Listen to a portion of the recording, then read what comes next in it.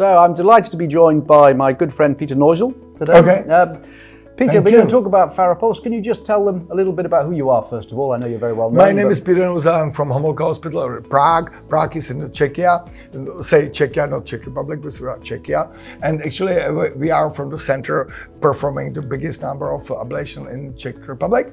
And actually, we have over 1,600 procedures per year, which means that we have a capacity to get like over 1,000, maybe 1,200 procedures for atrial fibrillation patients. So a very large patient referral base, very large throughput of patients.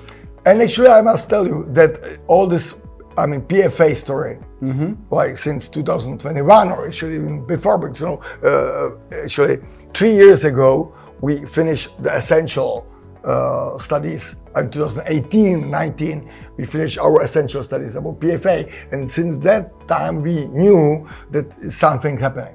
Okay. So actually, we changed the society because now cardiologists are refer us patients specifically only for PFA.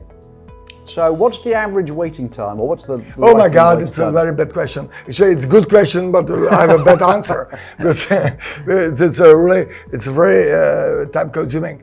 If I try to be nice to the patient, I really try to get them like 1 month, okay? But we have easily like 8-9 months waiting.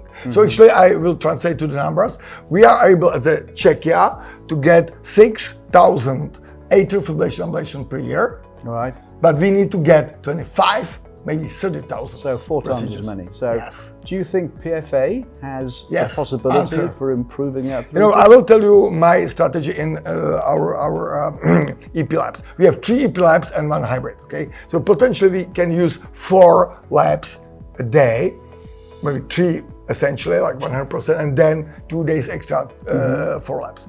And we have 2 shifts for nurses. So our second shift for nurses is finished like maybe 8:15 p.m. And usually we fulfill 2 labs working till 7 till 8, usually, okay? 2 years ago. Since 2021, we dramatically changed that because right now, 2022, I couldn't fulfill the working time for them because we are finished every single day, like 2 p.m., 3 p.m., easily with more patients for AFib. So faster.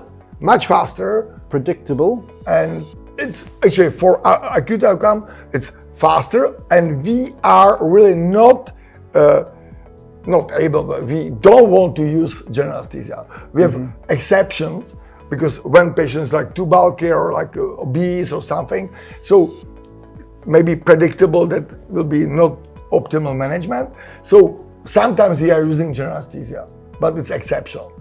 In general, while we are not using general anesthesia because sedation is much faster and our nurses are involved and educated by anesthesiologists how to manage, so actually we can turn over the patient in 1 hour. So actually every single 1 hour we can get new patient because skin-to-skin procedure for persistent, even paroxysmal patients is between 30 minutes up to 50 minutes. So for all comers.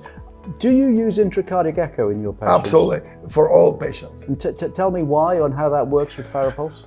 Actually, well, for FARAPULSE, it's not about the puncture. Okay, everybody's like speaking, oh, I don't need eyes because of puncture. I can do transeptal punctures. So it's not the argument. Okay, I agree. So the argument why we want to use eyes, that actually you have perfect information on the positioning. Okay? Position and even spline prolapsing to the PVs. Okay, not only fluoro information, but even eyes information. I get from what you're saying how much it's changed your clinical practice and throughput. It's had a big impact. What about the patient experience? Has that changed? Absolutely. They love to get this procedure. Actually, if we have a patient for redo and they are experienced with original like RF cryo laser before, okay, 10 years ago, 5 years ago, 4 years ago, and now it's much better for them because we are using only one groin puncture for two catheters. One catheter is for eyes, single catheter is for FARAWave. So it's like you have two venous accesses, nothing else. And actually, even the treatment, because we are using figure 8 suture, so we lessen the complication rate even with the excess. Okay. We are using ultrasound guided puncture. What about effectiveness? You told me about safety, you told me about efficiency.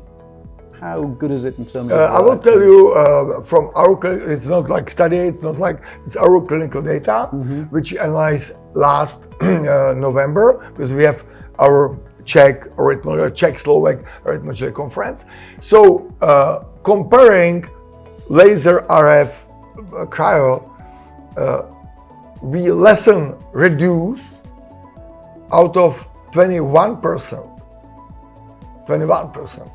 to 7%. 7%. That's extraordinary. We have patients coming back for some reasons, and actually we need to admit we cannot replicate the optimal data from the impulse and PFCAT studies, because actually don't forget that we are using for clinical practice since 2021 we are using modified pulse for FARAWave, because before pulse was much stronger. Yes, okay? yes. What's the magic sauce that gives you such high success? Is it the positioning of the catheter? Maybe controlling, actually. When we are now educated by our failures. For example, when we have gaps, because as we admit the remapping principle, remapping for all symptomatic, not symptomatic, through the studies. So we remap all the patients, maybe 89%, 85% of the patients. So we knew and we know that when we have a gaps, it's interesting. Melanie from Hamburg, they have gaps mainly in the left superior part of left superior vein. We have opposite in Prague, in Homolka. We have right side upper vein gaps. And it's again in the roof anterior. Okay, so when we are starting to focus on this weakness of the positioning, we improve our outcome. Very interesting. Okay. It's all in the positioning and best use of the technology to achieve that. Fantastic. Perfect. Peter, that's been a really great conversation. Thank you very much for your time. I've got a fantastic understanding of how you're using it. And I really enjoyed the conversation with you. Okay, great. As usual.